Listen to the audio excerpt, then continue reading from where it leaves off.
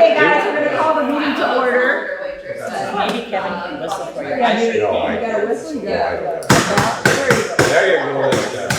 You need, there's our bell. Meeting is being called to order. You need to talk louder. I guess I do. Or use a teacher voice. There you go, or use your teacher voice, there you Use go. a teacher voice. I believe that the certification of open meeting laws have been met, is that correct, Amy? Yes. Yes. Roll call of committee members. Nutter here. Pietrek here.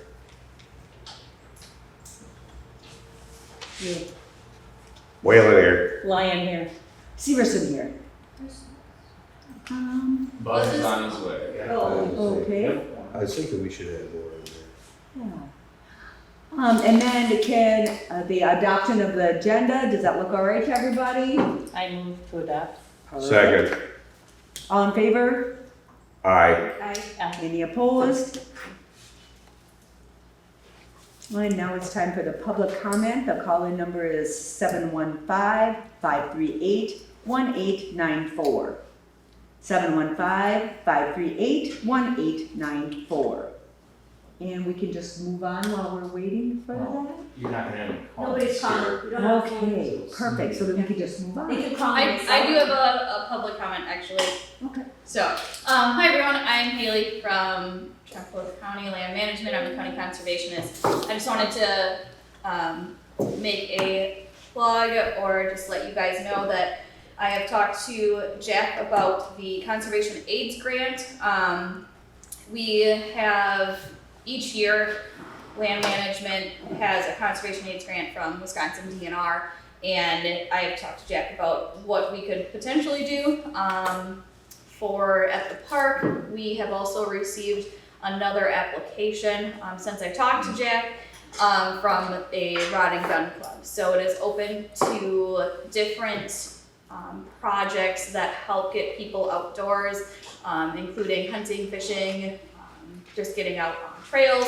So what Jack and I had discussed was repairing some of the trails here at Pietrek Park. So I know that I think Jack had mentioned that a couple of the boardwalks have buckled, and we had actually used the Conservation AIDS Grant to install some of the boardwalks. So we figured that this would be a great opportunity to, again, use that Conservation AIDS Grant to help improve and even, repair some of those, as that's one of the available projects for this grant.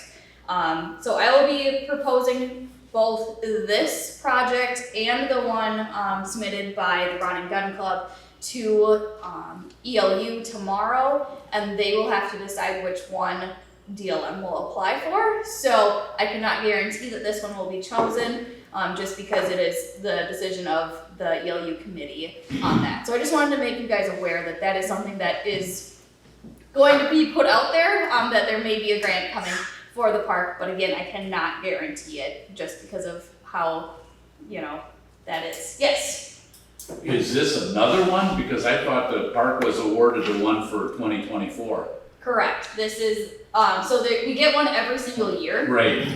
So for 2024, that was for the canoe kayak launch, and it cannot be used for anything else. Right. So this is for then boardwalks, it would be. This is for another one submitted.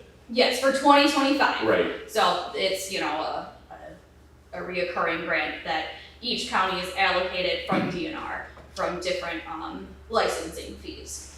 Did they ever increase the county share of this at all or not? Because I know years ago I was with the Elk Rod and Gun Club from Independence. Yep. And we had always had a thing that we always submitted more grants and that were available to have them on file.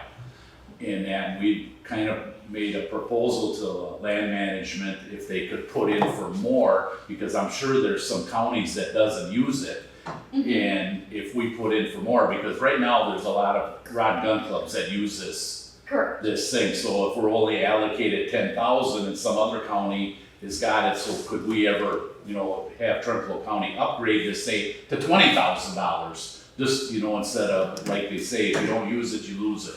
Yeah. So I always check the box that we would like additional funds, but again, they will not allocate those until all of the other applications are in. So our allocated amount each year is $1,971. And then we have to match that. Mhm. So the overall total of the project is 38 and change.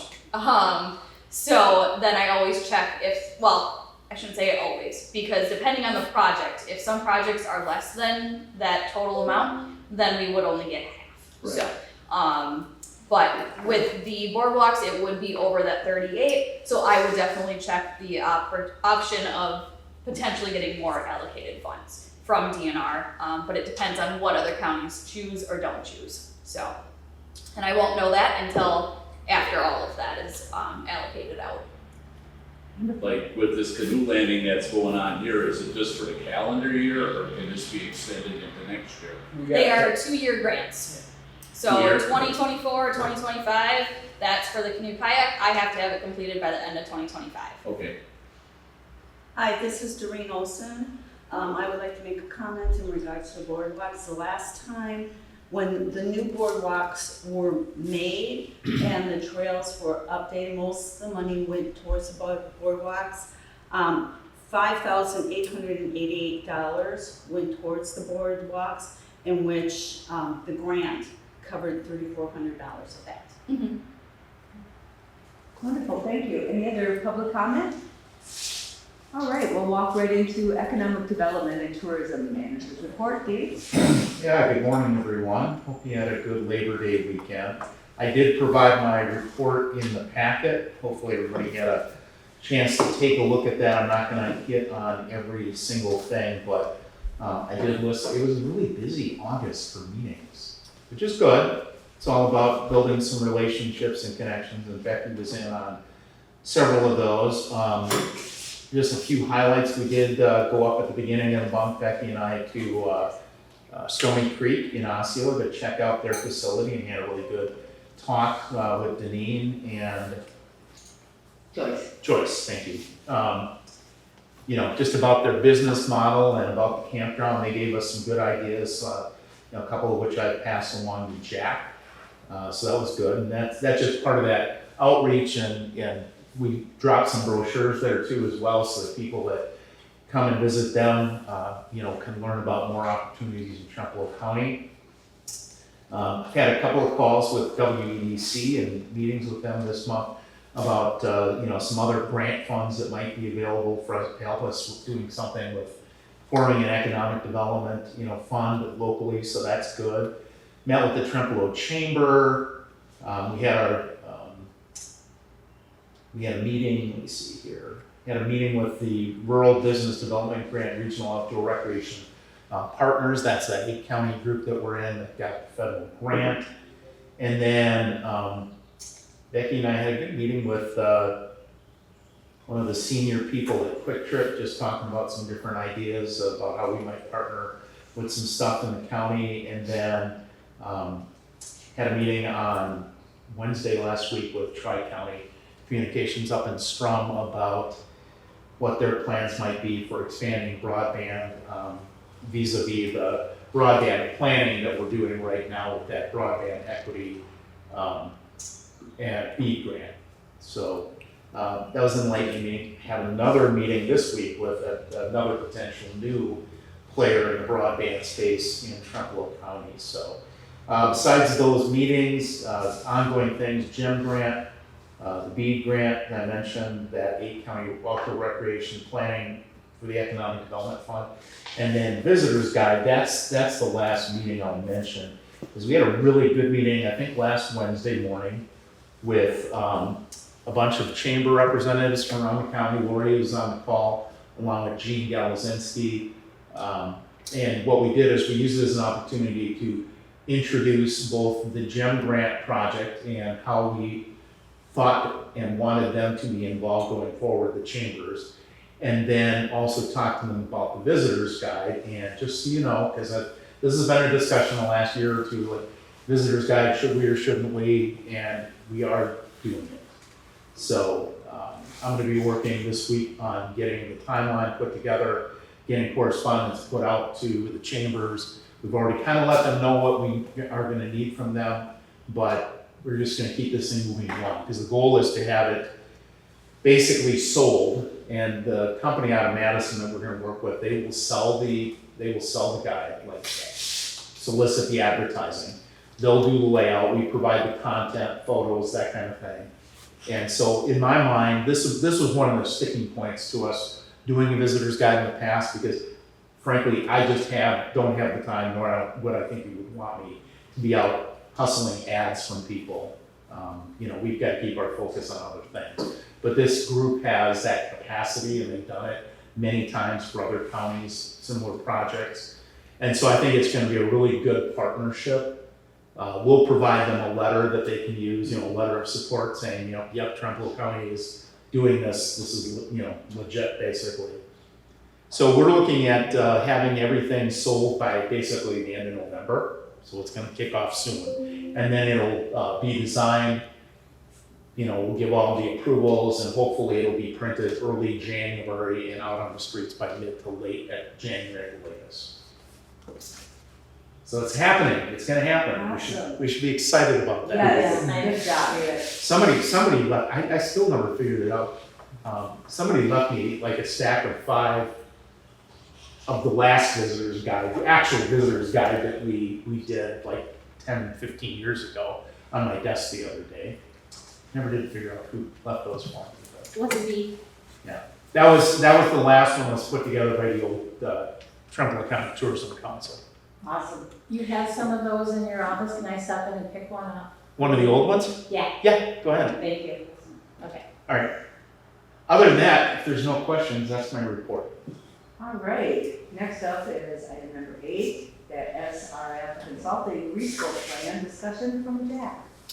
Yeah, so we did have that contract approved for 39,152, and we kind of agreed on starting things in 2026, and are centering our plans around that natural play area and incorporating maybe a trail system that offers factors in history of communities, agriculture, and wildlife in Trempealeau County.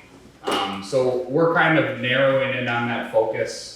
And the two things that Phil and I are going to be discussing over the next month or two is a thematic review and preliminary design. And I gave kind of just the definitions for those two in the packet. So that's kind of where we're at right now. So Awesome. still trying to roll along. Okay, if there's no questions, we'll go right into the urban forestry grant resolution. Can we go back to number 5? We skipped over 5, please. Oh, I'm sorry. Approval of the, of 8/6/24 regular meeting minutes with S&P. Motion. Steve's home. I'll move. You got a second? I'll second. Thank you. Thank you. All in favor? Appreciate that. It's early in the morning on a Yep. Tuesday. I haven't had my coffee. Any opposed? That's it. I think the motion will carry. Thank you so much for that. Thank you.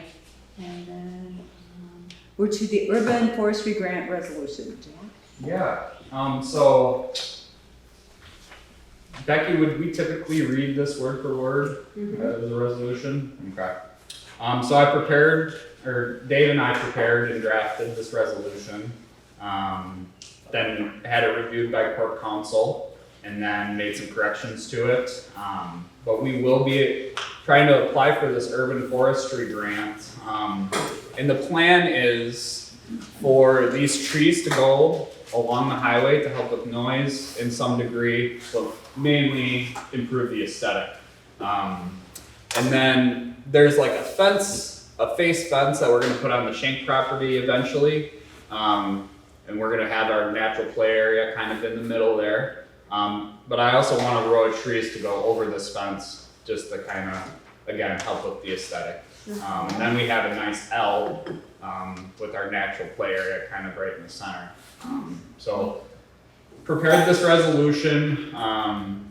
We needed to have this prepared. The deadline for the grant was October 1.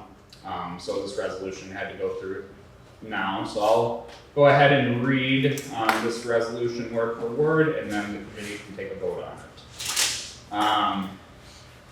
Resolution authorizing the application for urban forestry grant.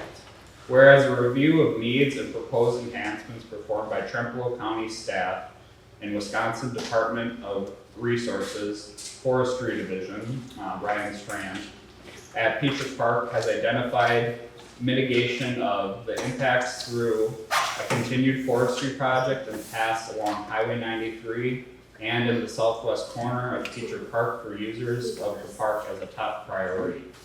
Whereas the Parks and Tourism Economic Development Committee, upon recommendation from the Parks and Recreation Coordinator, after review and inspection of safety, traffic, and development concerns, that an aggressive tree planting initiative on the west side and southwest corner of the park could help screen park users from the noise and sight of passing cars on the highway and increase the aesthetic appeal. Whereas the funding to assist with this tree planting initiative at Pietrek Park is available under the Wisconsin Department of Natural Resources Startup Urban Forestry Grant Program, and the mitigation needed is supported by the Parks, Tourism, and Economic Committee. Now be resolved that the Trempealeau County Parks and Recreation Coordinator is authorized to apply for this grant, and the county administrator is authorized to execute grant documents and sign the other documentation as requested by the DNR should the grant request be approved. Grant revenue will be received under account 101.4675. Urban forestry grant revenue and expenses shall be paid from account 101.55202730.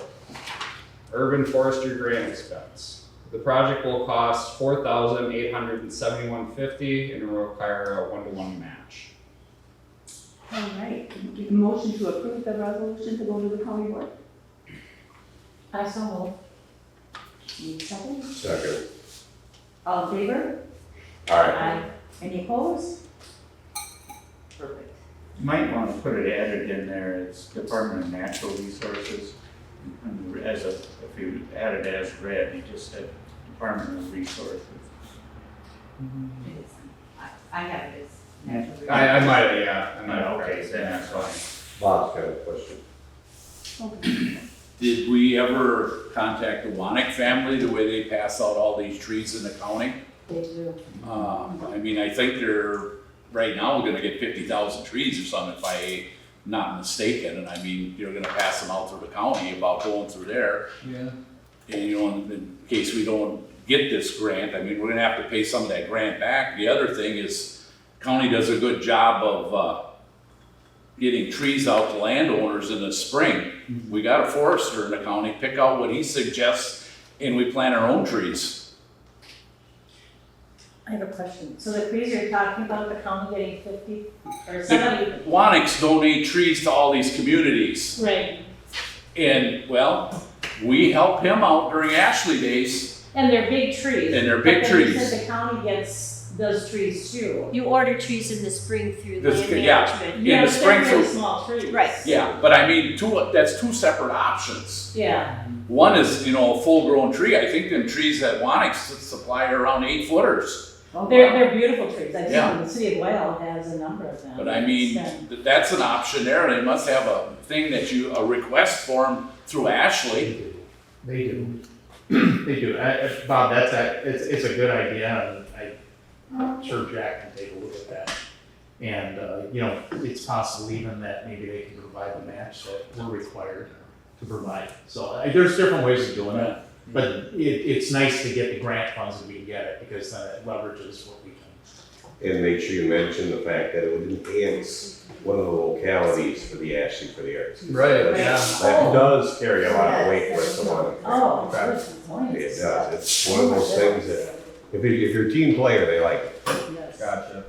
Are these trees gonna be planted according to what the developer had said? Basically, You know, along here, and then potentially, we kind of use that face that's out here when we put that shank fencing up and put a row in front of that fencing as well. So that master plan that you're seeing there, that was conceptual. You should in no way think that's exactly where trees would go. because basically what you wanna make is a windbreak. Yes. And would they make a burn? Either. Dave gave us all the Would rest. they make a burn like Yeah. they had talked about? Over here Would at they make like a burn that they talked about and then plant the trees on top? It was only 700 Possibly. trees last We year. would have to kind of talk to Bill about that, but terms are kind of a part. Is there any other discussion? Or to I think the purify trees communities. might be They a have separate rules. thing. Okay, Thank you. any other discussion on that?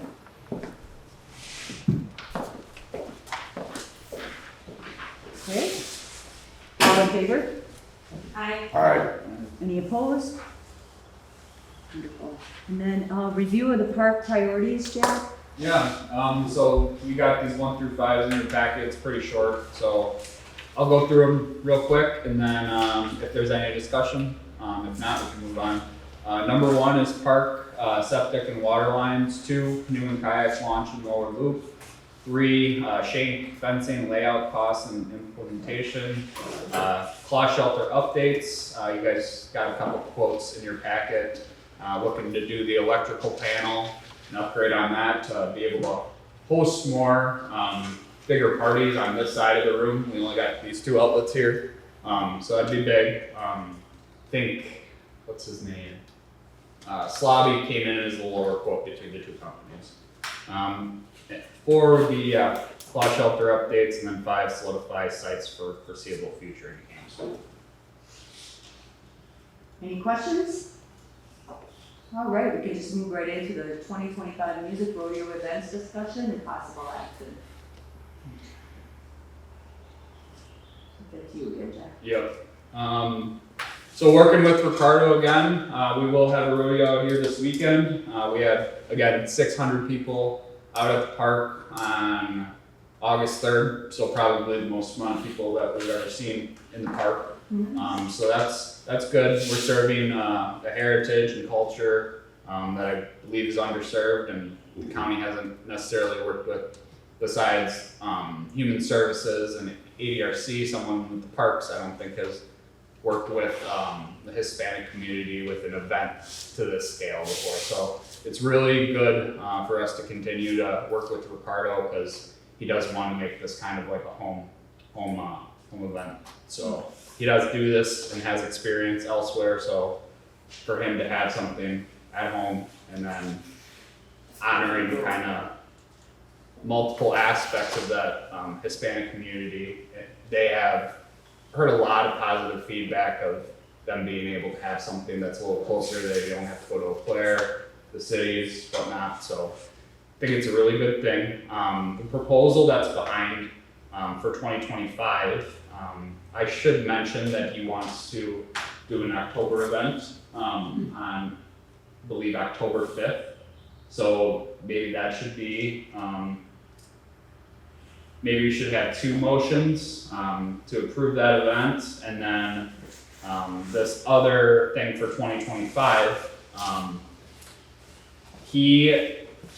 So we have lights for our horse arena that were cut off, I'm not sure when. And he had an electrical company come out, Brightside Electric, and they gave him a $3,500 quote to get those lights set up. And for the park, we don't receive nearly enough horse arena reservations to even think about going forward ourselves with that. Ricardo wants to pay it full, and in exchange, we're securing the confirmation of 5 to 6 events in 2025 from May to October. Each event will be scheduled to occur about once per month. So I'll leave a motion to be kind of made by the committee. But if we are okay with $3,500 in exchange for securing the confirmation of 5 to 6 events in 25, that's kind of what he wants to have planned for next year. He still pay for each of that. He would. And we discussed raising that for next year.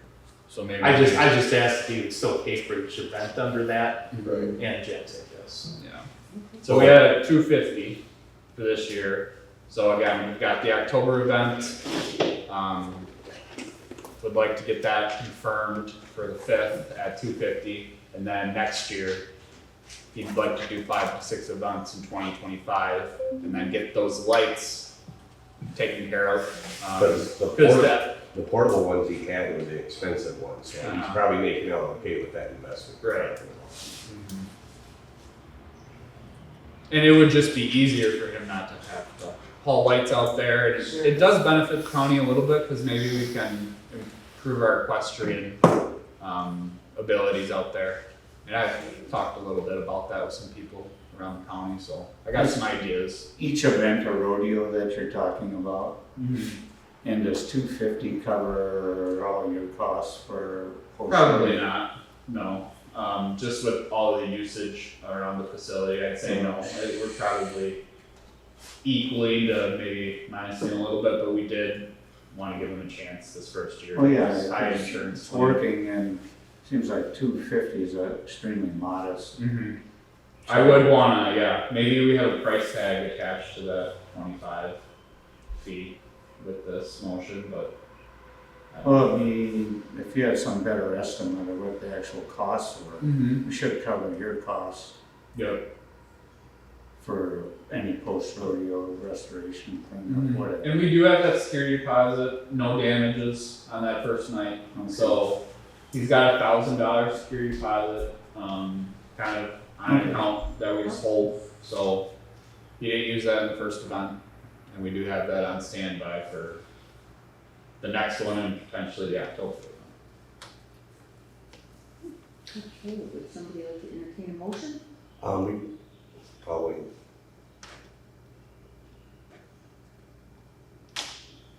I'll second. All in favor? Anyone opposed? So this motion is for the 2024 date, or what's this motion? Yeah, we gotta make sure we know what we're voting on. Are we thinking about, where are we right now? I'm sorry. Could somebody state the? There's motion two again? things kind of right now, I Right, guess. why don't we Yes, separate yes, them, yes, like separate it to the October, Mhm. so is it October 5th or October 7th? October 5th, October 5th. Coming weekend. I move that we, and this coming weekend, but we've already approved that. Oh, so I move that we allow the October 5th activity. Okay, second. and we have a second. Any discussion? One comment that came up to me from, and I don't believe it was someone in attendance, but it was someone that had watched the video Yep. that was available on it. They were concerned about the distance between the bulls and the spectators. Oh, yeah. That was a heavy concern, and I asked them to elaborate, and they said that we might need to beef up opposite of the bulls. Yep, Is and what I had was that recommended same to me. concern, Kevin. Alright. And I told Ricardo, because when I got there, I didn't want to stay too long because I only had like 5 hours to work with, and I wanted to be there at the end of the event. And I got there, or I was kind of heading out of my first shift as the bull riding was starting, and everyone comes piling into the fence, and I'm just like, oh my gosh, like this is not good. So I told Ricardo we need to get a barricade around the bull time.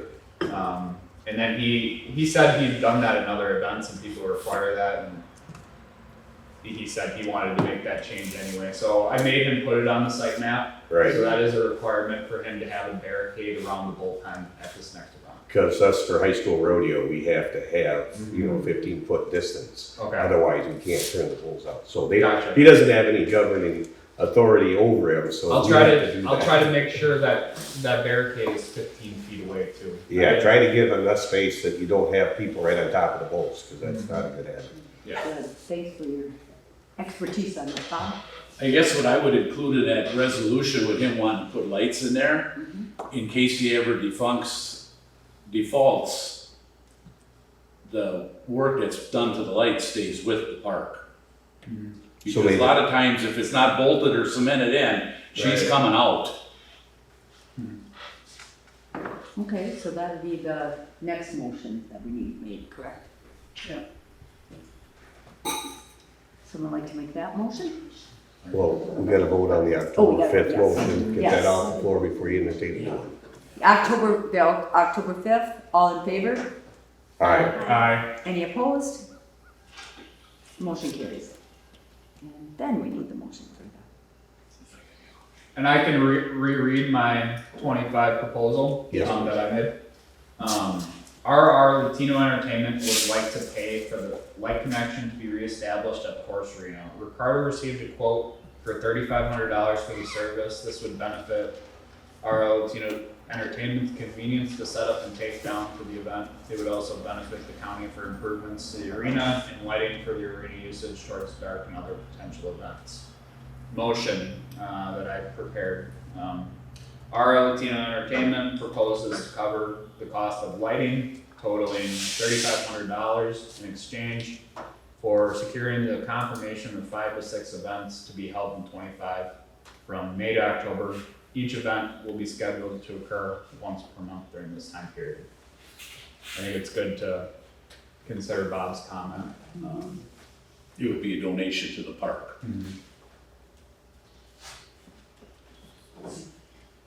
Bob, do you wanna make that motion with your, I'll make that motion with the addition of, Second.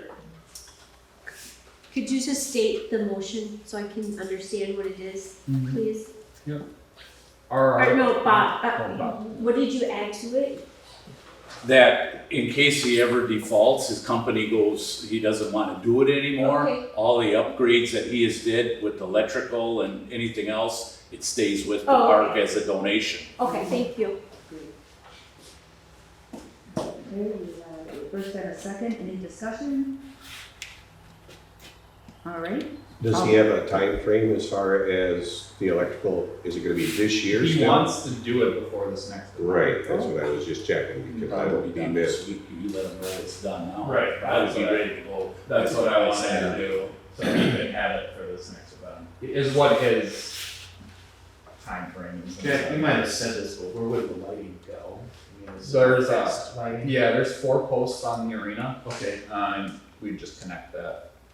And that was just when we built the arena, that was designed into. so I'm just wondering about it, and I apologize for jumping in here, but it's just an idea. So it would be a little strange to have an outside party contract with an electrician and come out and do that work on our property. I mean, the electrician's gonna wanna know that we're supporting and authorizing that, which the motion would do. But couldn't he just make a donation? If it's gonna cost him $3,500 either way, couldn't he give us the money with the earmark that that's what it's for? It ain't gonna get done that fast then. Yeah. You can. No, we handle can it do better, but- We can authorize Good. stuff under $5,000. Yeah. And you're exactly right, Dave. I don't think we can have somebody do bids that are not connected to the county. It would have to come from Jack. My thought is Or if Dave. it went that way, it would be Jack, but if it went that way, then it totally answers that question, because the equipment that's put up there, the county was a donation. I'm just, like I said, I don't mean to No, interject you're right. myself, but We have to have, He wants this by next weekend. Is that Well, what you're that's not, we told him that that's not, saying? Okay. he has the ability to bring lights out. So Oh, well, I in guess. his mind, he wants to see the Yeah, and that was for the gonna be event. my Yeah, concern also, you know. that we have some review and approval of what he's gonna install out there. it has to come from the county staff. That's kind So We've are been the down lights that out road. there already, Jack? Mm-hmm. Is- It's so just the the line line just needs to be connected. Oh, that's it? yeah. There's 4 posts, light posts out on the arena already. I assume he's gonna put new lights up, some LEDs of some sort there. But maybe not right away. I think he just wants to get that connection in right now. Is the main thing for him. He's gonna do it, I guess, should upgrade the lighting to whatever today's standards are for outdoor lighting. I would think the electrician would do that automatically. I mean, they have Never standards. assume. I wouldn't assume that, because if it stops there, and he wants it Well, going. it's I slab, wouldn't right? assume. It's Brightside for him.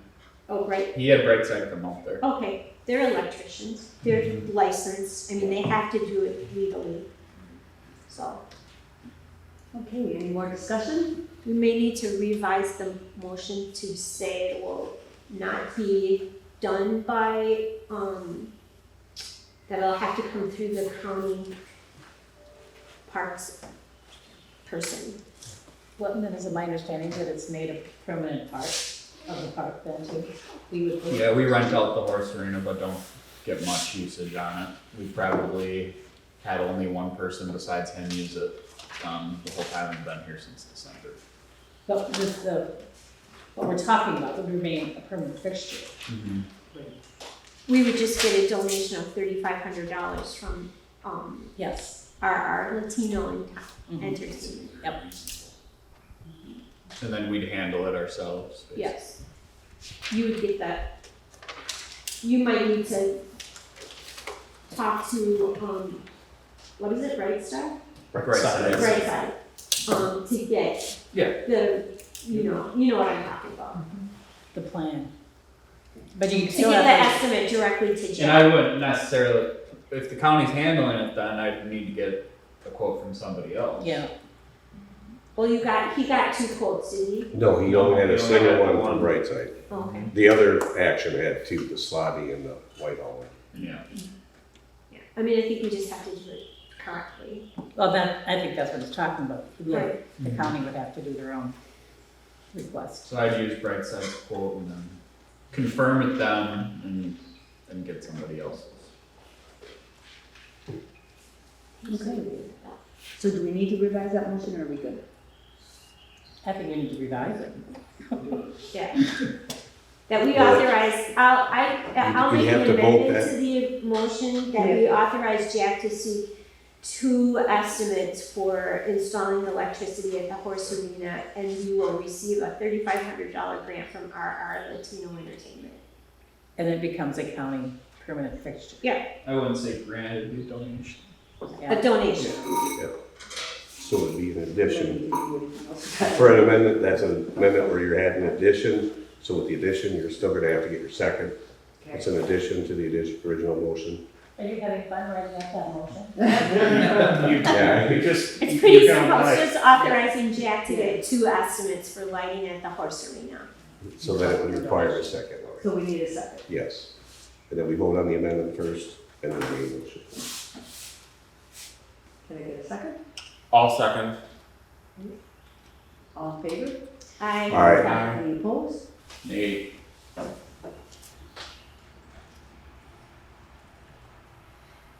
And then go back to the original, now the main motion is amended. Okay, so now the main motion is amended. I'm just gonna make a suggestion, you might wanna work into the motion that the work not be, well, no, I'm just saying, that the work not be performed until the money is received. Right. Makes sense. Because the county, we don't wanna have the county spend $3,500 or whatever, if we weren't intending to do it anyway, and then not get a check for it. Right? I don't know that you gotta put that in the motion. Maybe. No, I think maybe that's just- detailed. Yeah, I mean, But we can know, we can just know to not get the work done. Right, if that's what you, right. We can't pay until we have the money. we don't want to micromanage how it's handled. Right. Okay. So, Vote on the main motion. yeah, so we'll go ahead and vote on the main motion. All in favor? All right. Aye. Any opposed? Motion carries. The park septic proposal, Jackie and Becky. Yeah, so I had met with, what was it, July 16th. Met with Simmons and Aberley and Highcliff Consulting out at the park. Got their opinions on our park septic, and it wasn't quite as expansive as we were thinking with upgrades we needed. We talked about time dosage for our current tank, and then possibly adding a drain field and another tank for whatever upgrades we want to do. So the proposal was attached in your guys' packet. I hope everyone had a chance to kind of look over it. That's the one from Highcliff. The one from Highcliff, and basically, what I'd like to move forward on is working with them on this project and it's gonna be an ongoing project. Amory Palmer, he was Emery Palmer was a county board member, so he does wanna see, I think, some positive impacts for the county. So I think working with him is great, and Phil Johnson and him have had some conversations I was able to connect the two. So it's good that those two are gonna be talking. So I would like to move forward with working with Highcliffe. How you guys put together that motion is up to you. I'd make a motion to authorize Jack to continue to work with Highcliffe regarding our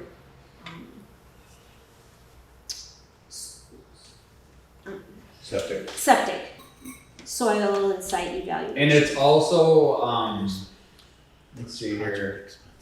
It's also Simmons and Aberley, for the water lines. They have been doing the plumbing out of the park for 30 years. And there's some things that I have to do with Josh Aberley before, things are gonna be ready, completely. But the proposal now is good to go, but there's some things on the back end that I think are gonna be coming up next year. I need to add one more thing to my motion, and that is, it says the flat rate of $47.50, but I think I'll just do it even 5,000 in case it, you know, Yep, that was the To number not- indicated in the Okay. proposal. to not go above 5,000 without authorization from this committee. Second. All right, any discussion on that? Jack, can you go briefly review all that we're getting? Sure, yep. So I put together kind of like a park septic page in the packet. In the proposal, they kind of highlighted mapping existing site features, provide pertinent elevation data, provide preliminary soil borings, identify suitable drain field areas and available sizing, perform a complete POWTS inspection to determine existing system conditions. And the last one that's on the proposal for Highcliffe is propose available replacement and expansion options. So once we get to that 6, like I said, that's some of the things that are gonna be coming on the back end next year, I'd imagine. Hey Jack, how old is our septic system? It's about 27 years. It's 1 year shy of 26. health, according to, we're getting a new septic system, and they said 28 years is about the maximum without serious problems. Highcliffe does a lot for, most of the campgrounds in the south. They're very reputable, they're good people. Okay, any other discussion? All right. All in favor? I Any opposed? Okay, then park report, Jeff.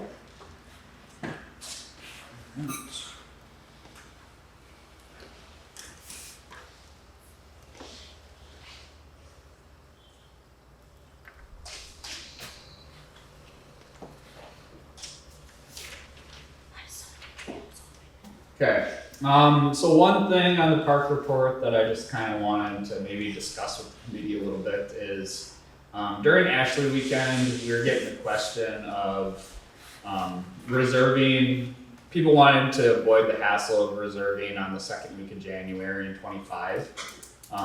So I'd like to ask the committee their opinions. We do want to make it fair for everyone, but on the other hand, so that's why we did it that second week of January at a specific time. We open up our Ashley reservations and they fill up. This year they filled up in about 10 minutes when we did open that and did our social media postings. I kind of want to explore the option for the people that come year after year.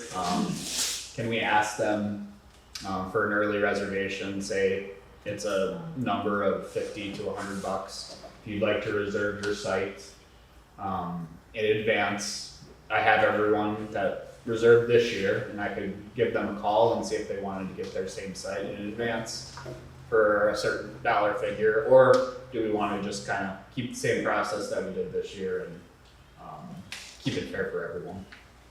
But there is kind of a income opportunity if we.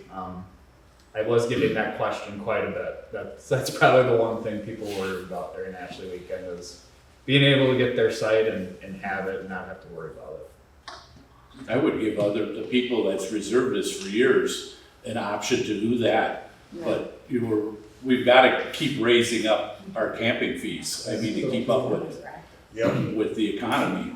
I mean, we've got, look, just right now, we've got a septic system to put in. Yep. And we probably want to increase our water runs. We're already increasing the electrical runs. Right. We got to keep up with the times. And if our sites are filling up in 10 minutes, Yeah. like, You're too cheap. They're way we're too cheap. way too cheap. Right. And there's hay fields outside of town that are getting more than what people buy. Exactly. Exactly, That's very true. And Jack, are we doing a non-refundable on that? To a certain extent, I was only people that refunded. I had a wait list, so I would kind of Right, use the wait list until about 2 weeks prior. okay. But I can change how I do that a little bit. But it seemed to work okay. Okay. There was a little bit of going back and forth Last towards the minute, last yeah. like month to 2 weeks. So maybe it's a month where you can't refund, or you do it a little earlier, like May range. I saw that they did that in 23. So. Do you have a minimum of 2 or 3 days on there, not just by a single day? Right. Right, 3 days. 3 days. 3 day minimum? So I'd like to offer just a little bit of perspective, just because I guess I've been here the longest working with this issue. So Jack is right, it's the fairness issue that's kept us from doing this in the past. You know, and I think something to consider in this is that, you know, it is a county park, it's not a private campground, so we don't necessarily owe any obligation to somebody, you know, to make sure they get their same site or a site the next year. That being said, as a business, because it's an enterprise, you know, it might make some sense. One idea that we threw around last year that was potentially going to be something we tried was to kind of do a compromise on that. And since we'd like to get additional revenue beyond just that 3 days, maybe give an early opportunity, you know, to get a site to returning people if they wanted to take the whole week. So at the 3 day, you know, at a week rate, that would include what we get from them from the 3 days, plus a little bit of a premium. Try to encourage, you know, a longer stay, which is good for tourism and other things. What's our rate? For overflow sites, we're at about 180. Water and electric For 3 nights. for 3 nights. That's only $250. $60 a night. Electric only is about Just $220. jumping it to bit. Yeah. That's only $60 a night, that ain't enough. Hotels pay, junk hotels pay more than that sometimes. Right. Yep. And we did go up this year, and people were at the campground, and we're like, oh, holy cow. Because they were even less than that. Like, they were dirt cheap, I think. The hay fields are getting $100. You just a kind day. of steadily increase them $100 year by a year. And Not too much of a jump, but like But I mean, step-by-step plan of where we want to get to. Yearly, people I are think willing is to probably the way to go. Yeah. What's our normal rate per night for electrical and water? For our 1 through 19 sites, Yeah. 35 a night. So we just about double it then. Yeah. I just want, Maybe that's something for next meeting. Go Right, over definitely, agenda item. campground rates. I have a question. Do the, we have a total of what, 35 sites? The 35 sites, so 1 through 19 is water. Yeah, electricity and water. And So then the rest of them don't. just do electric. those, so do those fill up too then? They They're in Ashley. not nearly as much. Oh, for Ashley they do. Everything. They're right away. everything's full. Yeah, But normal weekend, those don't fill up nearly as Right, much as 1 yeah. through 19, which is why I want to get water added with this sure. septic and water line stuff that we're doing. I like the idea how Dave has it for the whole week, so then if they do want to reserve it, we get the benefit of it, and we're not ripping them off, they can stay here. Right, Yeah, and four they're not, nights. yeah. You know, because that seems like you're giving them a norm, you know, that's just a premium that if they lock in for the week, Right. that we let them reserve. And operationally, the way that could work is, you know, we got off of this January 1st, you know, midnight stuff, which is good. And put it on, you know, a weekday where we can monitor how the reservation system is going. But, I think there would be opportunity, it's just an idea, to have an early bird reservation in, it's like December, you could call it their early Christmas present. If you're willing to, take the full week package, here's the price and see what we get out of that. Speaking of that, Dave, like I managed a 5K in a race my time in Trempealeau, and we did like an early bird, regular registration, then a late registration, and you just go up, and that's what we can maybe propose some type of system like that. Get it out there so people know in December. And that's how we can hopefully do it for the foreseeable future. Yeah, $60 is a good rate for that. I mean, it's higher than ours, so I think it's a good rate for that period of time. For the overflow stuff. We have buses, so we bus them there. So I think this would be much more convenient. So I would think that, they pay a little bit more for that, for the privilege to be a little closer type of thing. I think Stony is at 65, so. How does a lower landing jack with the primitive camping, how does that fill up during both Ashley days and? Actually, we were pretty much full, and then there was some cold stuff where we had to kind of cut things off with people down there, and then we had some no-shows for Ashley weekend. And then the tent sites, it's nice to have it in Camp Spot because we are getting a few. That's something we hadn't got before in Camp Spot. But they're mainly, I'd like to kind of designate that area a little bit better. And like I said before, with our canoe and kayak launch, maybe designate one half of the loop for that parking and in the launch itself, and then have some established tent sites that are a little bit easier to see down there. Right now, it's pretty bland with how we have our signage. So I just want to get more concrete and have a good plan for down there. So and there's a lot of moving parts, so it's kind of tough. Yeah. So maybe Jeff, do you want to bring that back to us next Sure. month and just kind of give us some options? Yeah, of yep. what you might want to do. I just kind of wanted to bring it to you guys Yep. this time anyway, and then maybe we get it on. Yep. I think I definitely would look at that non-refundable or turn on the dynamic pricing for that week. You know, that's the dynamic pricing is just basically if if you're almost full, then the rate goes up, just like a hotel does. That's one webinar I missed a couple weeks ago on Camp Spot that I wish I could attend. I think I was in a meeting with Becky and Dave. I could have one of our gals explain it to you. It's pretty straightforward, cool. but it's a neat little program where if you do have these big events or there's a certain thing that's coming up, you can actually if you're early and you get in there, you get a better rate than if you're last minute. Right, Alrighty then, and then park septic proposal. Oh no, where am I? Have you finished everything? Well, that was just the first one. Yeah. So I'm the other things that are on Park Report, we're looking into this thing called Campground Launch. I'm looking into some park memorials and then maybe establishing a foundation of bricks around our flagpole, and then there's a revenue opportunity.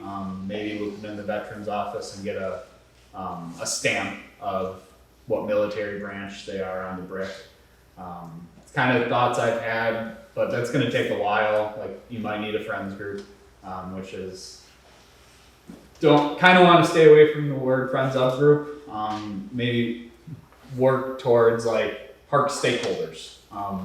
Was kind of how we were thinking about it, and we really want committee and people that are involved in this group to, I don't know, just plan a meeting with me and talk in my office. And obviously, you guys all kind of share a love for Pietrek Park and to some degree, and would love to kind of maybe go about it that way, and maybe eventually we can form a friends of group. But just with our conversations that me, Dave, and Becky have had, like right now, it's probably going to take a while. So what can we do to get there?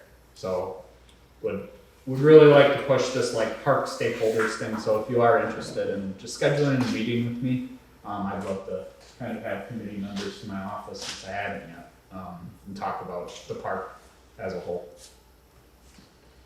And then the last thing, worked on snowmobile quite a bit this winter, and we did get awarded Trempealeau County with collaboration with the City of Osseo and the Snow Riders of Osseo got awarded an $89,000 grant for a bridge replacement on the golf course.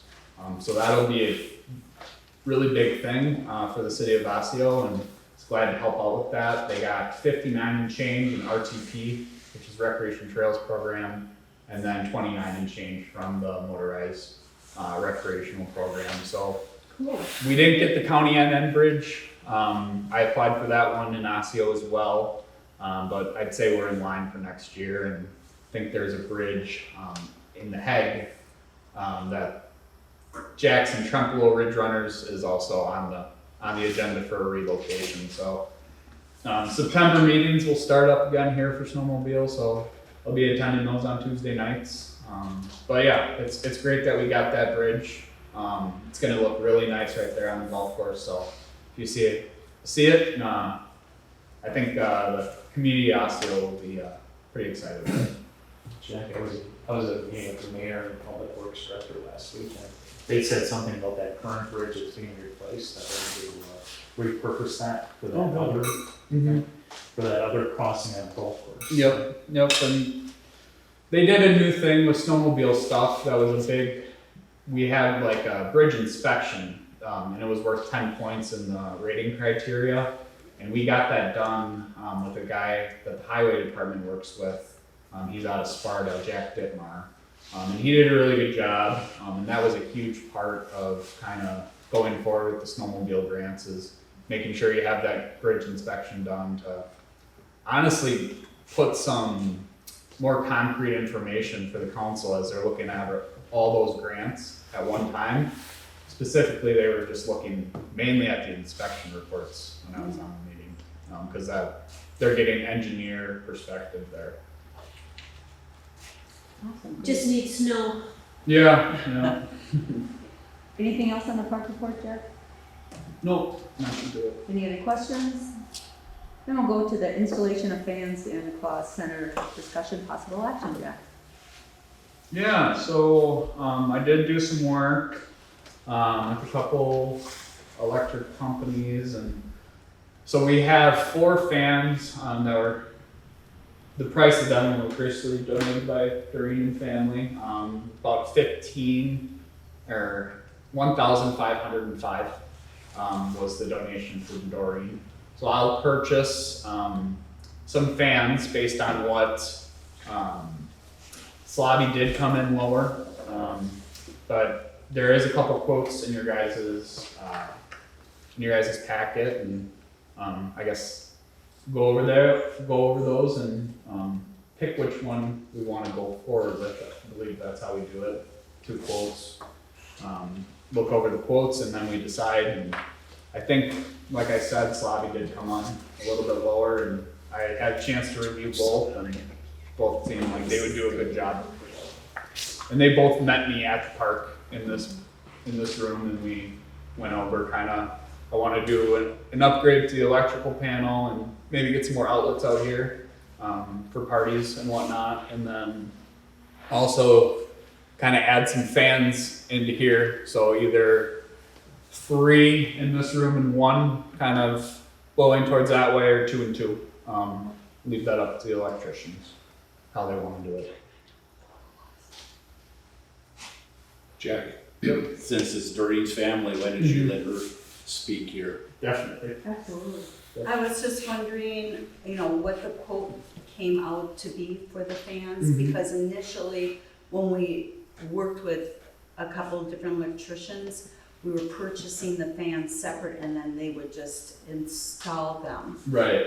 And the whole purpose of the fans was when we had our Mother's Celebration of Life, if we would not have had barn fans, people would have not stayed. So it is a good thing to get, but what were those quotes? Yeah. So we had Slobby and Jacobson Electric as the 2 people that came in, and then Slobby For the electrical panel, and park outlets, in the building here, that came in at $815.25. And then the fan installation from them, came in at $1343. And that includes 33 the fans? This is the fan quote. They put it in two. Because I would like to see an upgrade to the electrical panels because I've gotten some calls about bad breakers. Sure. So the 1343.45. The 1343.33 is the quote for the fan installation. Just the labor or the fan included? Not the fans included. So I'd buy the fans myself with the donation money. Is that not how you wanted me to go about it? It just, are they hard wiring the fans, or are they, It would be a switch, is how Sabi and Jacobson. are the fans being purchased that you can put it for low, medium, high? Mhm.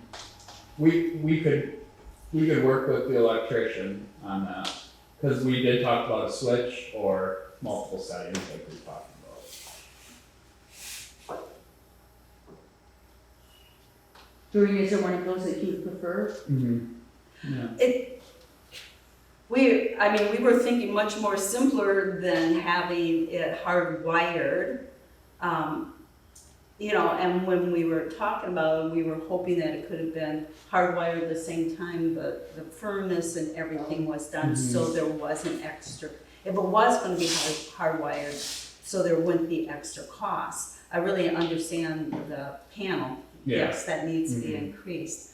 My brother, when he talked to them, they spoke about just doing conduits and then just plugging it into the outlets. Well, we would need to have increased Right. voltage to the outlets. I'd say my thing is I do like the thought of them being higher up and avoiding the tripping hazard of Oh, but they would fans. have, we talked about, when we talked this to the two companies, that they would be placed high up. Okay. That they would not be low. They would be pointed so they could be down and they were oscillating and at least 3 speeds. Yeah, okay. So we can, instead of maybe the switch, work with whatever company we end up deciding to choose with to make sure there's varying speeds. Yeah, as long as it's safe and they're out of the way and that they can be, so the crowd can get it, get the airflow, is what my brother really wants. Right. I did identify 4 fans from Granger, and it came out to be like $1,300. So like just to get a good oscillating fan that's 20 inches is the one I picked. That's black. Price for 4 of them was from Granger was about $1,300. I think I kind of spoke Yeah, to he Amy a had little bit about selected that. a fan that was 21 inches Okay. in diameter and black. Yep, and I did And use that tilting. picture that you sent me there. So to pick one out that we had an account for. Awesome. Do we want to go forward with some action on that? Well, there's another proposal from Jacobson. Correct. So Jacobson had a quote for install of 4 outlets, 2 switches, and labor for installing the fans and the electrical panel. All that came out to be $2,900. So he did it in 1 quote. Slavi did it in 2.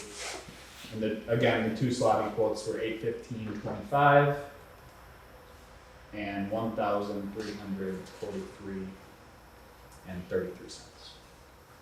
How big a panel upgrade are you looking at, Jack? 200-300 amp? Yeah, I'd say 200. Because right now I think it's about 100 amp. 200. It's a standard one for a house. And you think about it, if someone wants to have a big graduation party out here and plug, we only got 4 outlets. I don't want all these plugs going to 2 outlets, you And know? there's roasters here. I say Not the roasters, extension. 4 and the coffee makers. My goodness, yeah. And I've seen that where it's multiple. Most roasters right now are 15 amps. Does 200 work? Pardon me? Does 200 work? Actually, it's a little small, That's what I was- because you can always Yeah, add to it, you know, Yeah. with different things. But 200 amp is about the standard size you put in a house. And this is basically a commercial setting. right. So is there a ton of difference if you go to 3 or 4? Yeah. I think a 300 would be fine. Maybe just make that, might have to rework the quote a little bit, but, Right, Because you don't have to use it, it's just a right, box. And exactly. you just put the breakers in as needed. Yeah, and then but the hard part is getting the box, right? Right. He talks about installing 3 double boxes, or Jacobson, I'm reading his bid, with 2 GFI outlets, total of 6 GFI outlets on 6 separate circuits by serving window. He Fan was putting it on supplied, here. install 4 outlets for fans, install 2 switches. Jack, is that banking those outlets a bit? So some of the concerns that were raised, set a table up with 2, 3 roasters on, you got the outlets in a row, so we aren't running a bunch of cords if we distribute them around the room. right, yeah, we'd probably invest in a couple more tables, I'd imagine. Well, just so you got the breakers and the GFIs in the right locations, right? Right, We want to encourage people to, you know, not plug it all in one port. So just having more outlets, I think, is great for this. well, we have to- Yeah. Any other questions or discussion? Jeff, are you looking for some action on that one? I think so. I'd like to move forward with one of the proposals. You have So one that after- you prefer? I'd say Slobby, Okay. just because it came in quite a bit lower. That's And I feel like they're gonna perform the same type of work. Okay. Okay, we have a motion? I'll make the motion. For, what is your motion?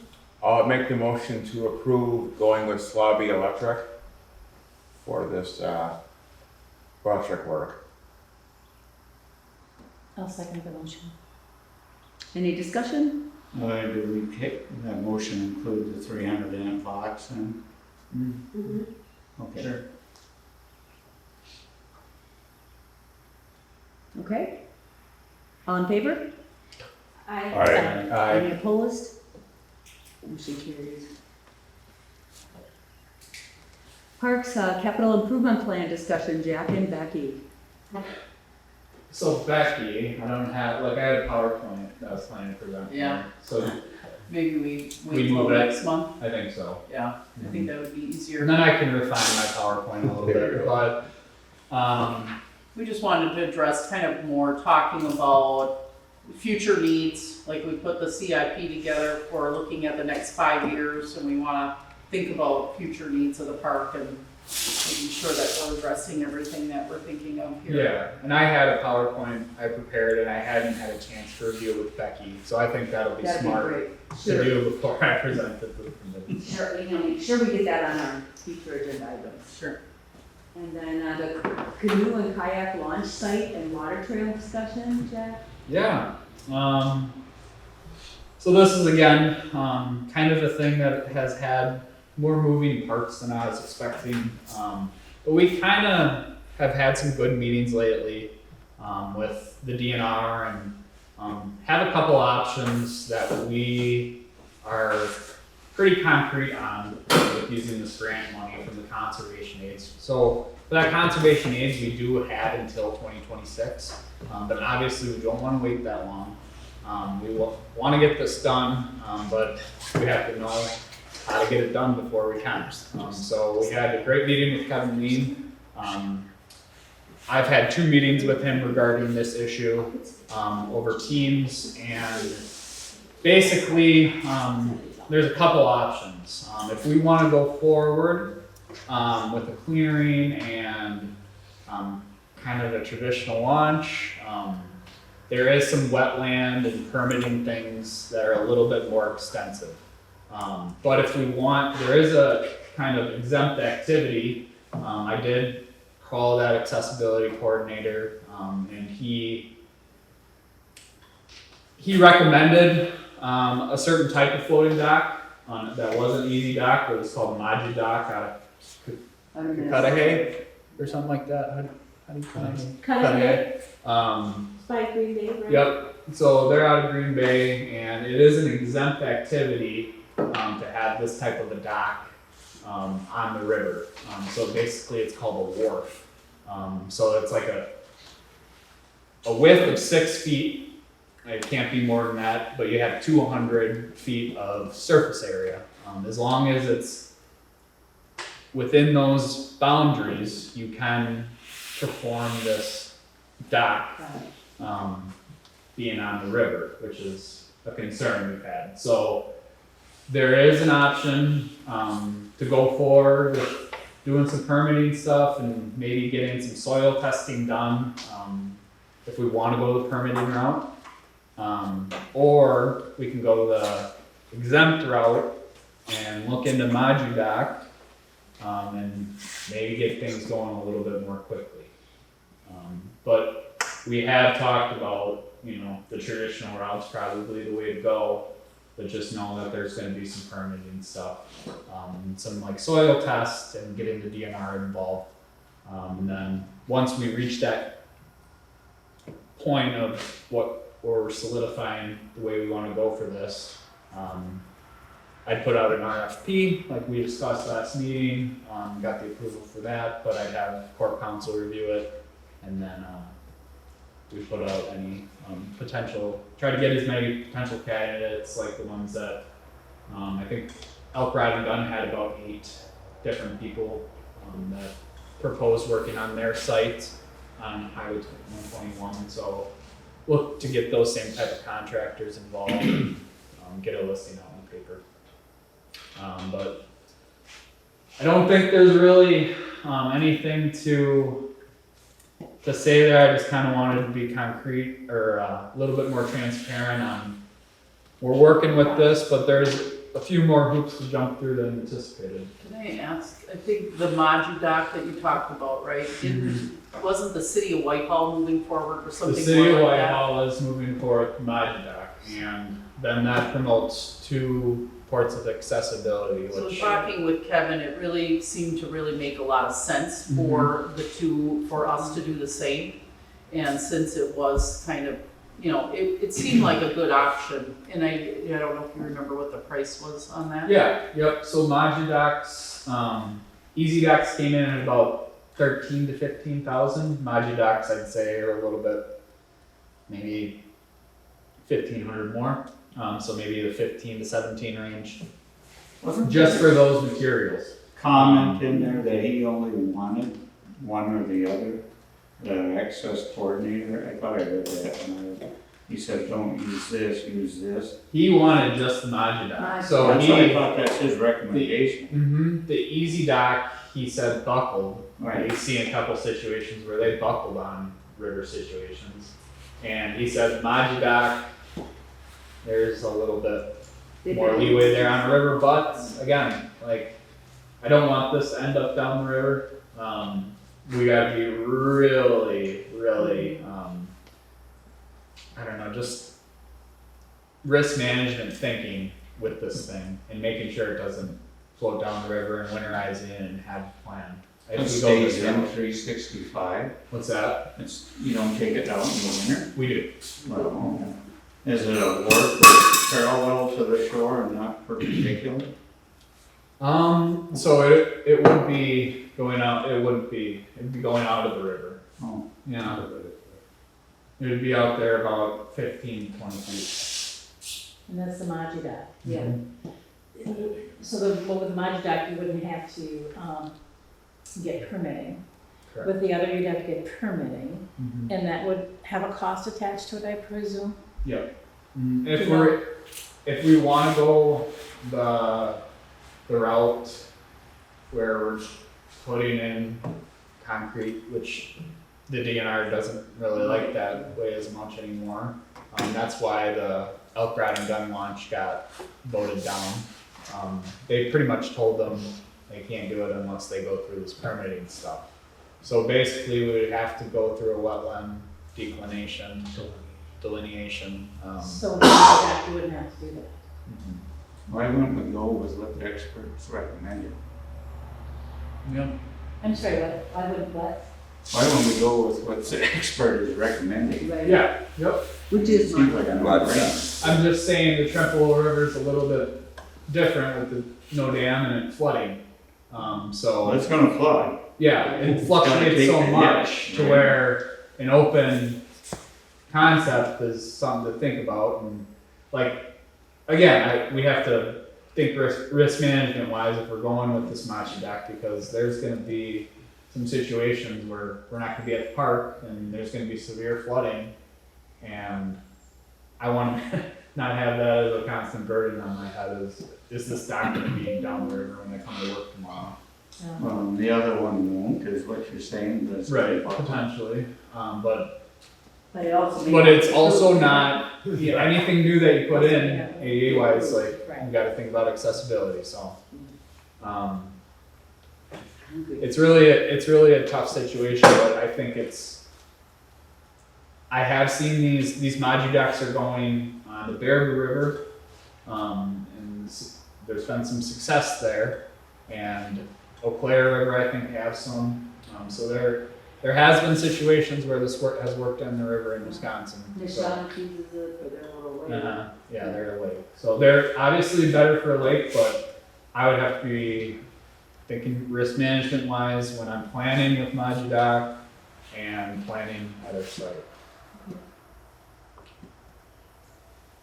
All right, so is any more discussion on that, or should we Yes, gather some more information? Yeah, I'd have to coordinate. Kevin, so when it comes to this parking area too, anything with being a wetland, it might just have to be a little bit more mowed path, and then we have signage that's above. I don't think we can really be putting anything into the ground and whatnot, but if you're just able to, we kind of have things set up down there like it is. So if you're able to just put some type of signage and close off, A certain amount. tent sites in this part, and then this is for kayak and canoe. Right now, it's just, there's no plan down there, so it's people kind of park where they want. Some people don't know about the tent sites, so. Well, I guess Solidifying that lower loop. concern that I haven't got straight in my mind, is this gonna be handicap accessible or not? I'd like it to be. Then the Maji Dock would provide that, correct? It would provide one aspect to it. The other aspect is, do we get the highway department involved on a blacktop path down there? And is that even an option? I don't think so. Run into trouble with that. Yeah, and I've kind of shifted my focus to this American grading. They have this like mesh fiberglass material that I kind of shared with you guys, but I looked more into it and got like a quote from the guy, and they're out of Nevada, but did get a quote and kind of a better understanding what this, so they could do a dock or they could do the grading or path to the potential structure of the dock. So I'm kind of favoring a grading from this American grading that's this kind of elevated path, maybe just 6 inches or a foot, and then you have some ramp from the parking that gets you down to the dock. So that's kind of the plan I'm favoring right now, but I think getting this dock is kind of the first step, and then this is looking like a phased project, even though that's not necessarily how I was thinking about going about it, but it's kind of looking that way. If we're gonna do this, make it handicap accessible, I'd like to see the whole package put together Yeah. and with total project cost. I think that's a great idea because it's gonna Yeah. make a difference for you long term. So maybe next meeting I can give you, try to solidify in this American grading, fiberglass stuff. So basically they're like little bars, of like gray fiberglass, and they're like on a path that you can possibly raise up, from my understanding. But I know that the permeable surface, so you don't have to worry about the NR 115. correct.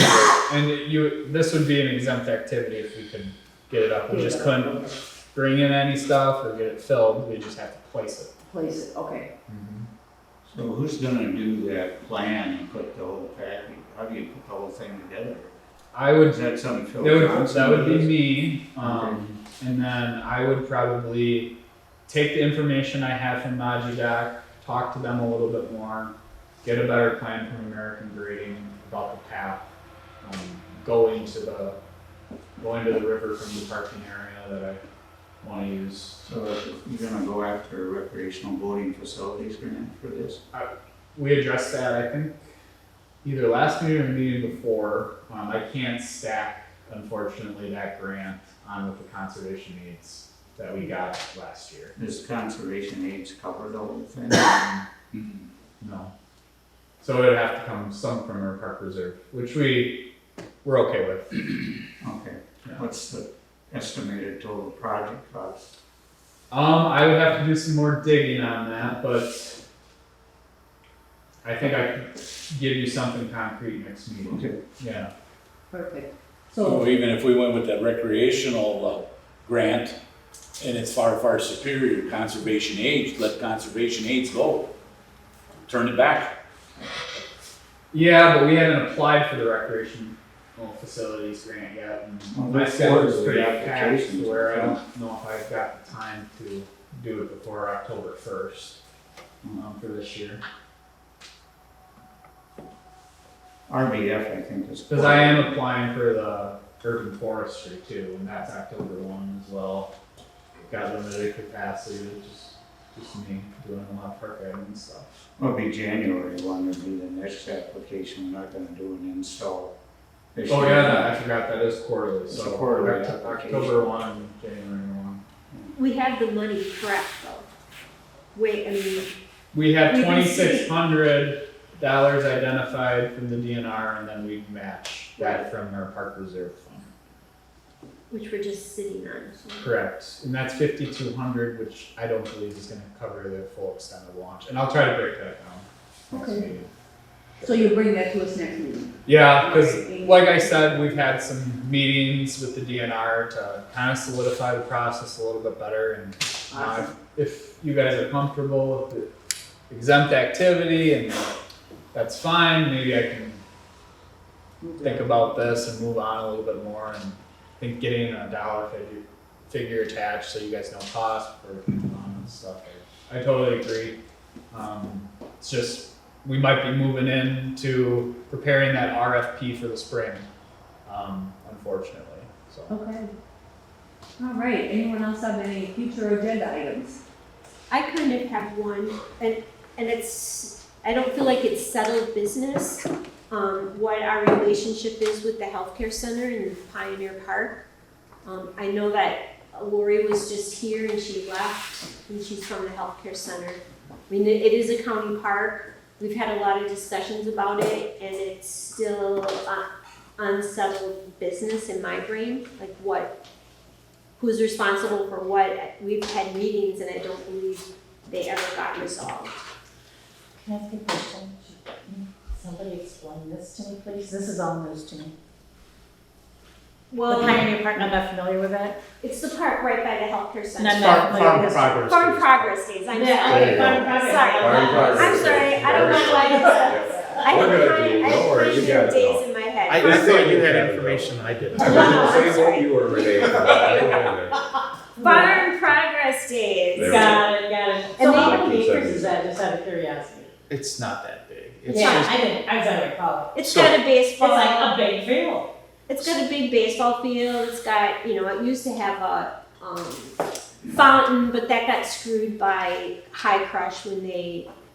so just again, because I have been here and been part of these discussions, let me just jump in. So last year, we did have several meetings, or we had conversations with the healthcare center, went back and forth. There is or was, I guess it's still out there, a memorandum of understanding about who would do what with the park. And so what kind of elevated that discussion last year was the toilets out there, the pit toilet that they had was falling into disrepair. And so the question is what to do with that. And ultimately, with some back and forth with the healthcare center, which included some meetings with PTED, it was kind of decided that the healthcare center was just going to take care of the park. We didn't have the capacity to be doing anything with that. Plus, the park was primarily used by, healthcare residents and families, and for their activities at the healthcare center. So even though it says county park, it's really part of the healthcare center, and the decision was made, you take care of that. We as parks, county parks are out of it. Now, I never felt like that was the solution. They did take care of the pit toilets, and they put a cement slab, and there are portable potties there. Yeah. And it's also used by there's a lot of little league or baseball kids playing baseball there. For me, as a member of this Parks Committee, I feel like it's unsettled business as to what our role is there. That memorandum of understanding is still there. It hasn't been altered. And I'm not sure, I don't know if Lori wanted to address something, but she left. So I would like to put that back on the agenda to do some more further, to come to some conclusions. It's a county park, it's part of our county park system, it just doesn't. Okay. It's basically not been took care of. Well, they take care of it, they mow and they. That pond is disgusting. Well, yeah, and we had this was back before Dave was here, there was an agreement with High Crush to fix that. Well, you know what happened to High Crush, it's gone. No, the aerator got took out Yeah, of it. they didn't repair it. The water, they changed how the water was routed to that pond, and it was never corrected. So Okay, so we can put that on for. you had some, were you gonna? I was just gonna say, the healthcare center is having, discussion in October to talk about like all of the land around the, healthcare center, and that's a part of the discussion. So they're gonna start that in October, so. Okay, sounds good. Any other future agenda items? No.